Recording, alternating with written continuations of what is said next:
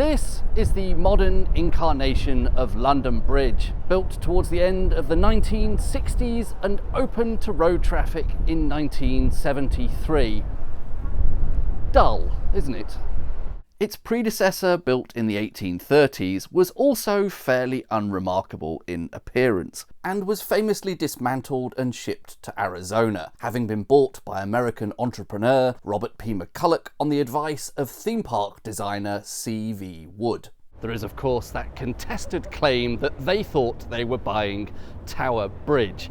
It's become fashionable in recent years to write that off as apocryphal, but I think there may actually be a grain of truth in it. Here is a newspaper account of an interview with C.V. Wood. "Honey, I don't mind telling you, there was I thinking London Bridge was Tower Bridge." Yeah, I don't really do accents, not really my strong point. Anyway, I digress. The bridge which came before that, Old London Bridge, was considered at one time to be one of the great wonders of medieval Europe. It stood for over 600 years and for most of its life was like a village suspended above the Thames, lined with houses, home to over 500 people, and almost all of those buildings had shops at street level. I don't know about you, but when I think of a bustling 18th century London shopping street, the first thought that comes to my mind is, was there a pub? The answer, it seems, is yes.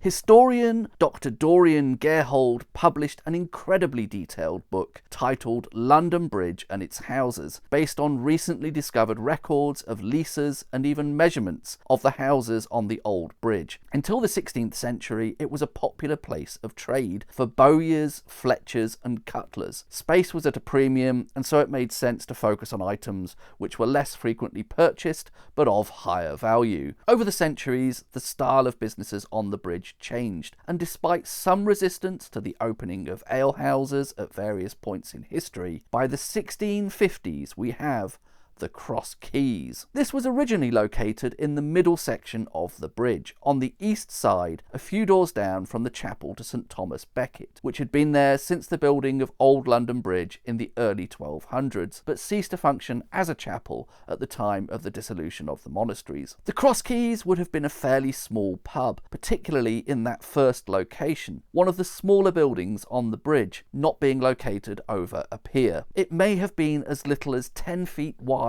and 14 feet deep. In the 1680s, the Cross Keys seems to have moved a few doors down, but remained in the middle section and on the eastern side. The newer location was over one of the piers, so this would have been a larger building, perhaps double the footprint of the earlier building, but still hardly palatial. The Cross Keys is an interesting choice of name for a pub on Old London Bridge. It's worth remembering the bridge was one of the gateways into London. There was a large gatehouse for some of the history of the bridge at the southern end, which famously displayed the heads of traitors on spikes. It's tempting to think naming the pub the Cross Keys is a tongue-in-cheek reference to St Peter and the pearly gates of heaven. One of the most dramatic episodes in the history of the Cross Keys on London Bridge occurred in the winter of 1739 to 1740. This was one of the Thames Frost Fair winters, during a period known as the Little Ice Age, which brought some surprisingly harsh winters to Britain. That, coupled with the fact that the Thames at the time was broader and flowed more slowly, in part hampered by Old London Bridge itself, meant that it was not uncommon for the river to freeze over in winter. When this happened, enterprising Londoners set up stalls on the ice, selling mainly food and drink, including makeshift pubs in tents. They'd also have hog and ox roasts on the ice. That didn't seem an entirely sensible idea to me. In that winter of 1739 to 1740, we have newspaper reports of ships crashing against the bridge. It's not entirely clear how this came about, whether these vessels were skating across the ice propelled by the wind, or whether these were torrents of water caused by the thaw. Either way, two ships were driven with such violence against the bridge that the Cross Keys and two adjoining houses were laid entirely open. Presumably this means the back wall of the pub was knocked off by these boats and fell into the water. The accounts don't mention whether anyone was in the Cross Keys at the time, but it's worth pausing there to consider what that must have been like. Had anyone been sat in there enjoying a quiet pint when this happened?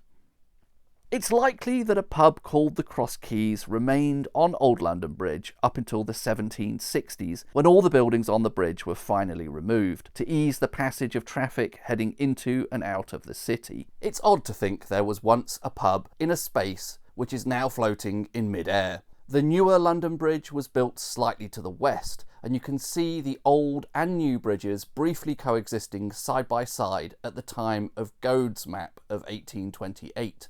So today we can't even stand on the spot where the Cross Keys once was, because that would be hovering somewhere over the middle of the river. One relic of the old London Bridge which still survives today is this coat of arms, now displayed on the frontage of the fittingly named King's Arms in Borough. This was previously part of the gatehouse on the bridge and bears the name of George III, who reigned from 1760, around the time the buildings on the bridge were demolished. Although apparently that extra I to make George III was added later. This was originally the coat of arms of George II, so it may be that this coat of arms here dates from the 1720s. You can see it in its original location, the gatehouse at the southern end of London Bridge, in this drawing here dated 1737. Great little backstreet boozer here, the King's Arms. Really nice, unspoilt interior and quite an appealing bar lineup, including Harvey's Sussex Best. And I think for this part of London, quite a reasonable price. I'll put that on screen. That's going to be all from me today then. Bit of a different kind of video, but I thought there was something quite fascinating about a pub suspended on a bridge above the River Thames. Thanks for watching. Cheers.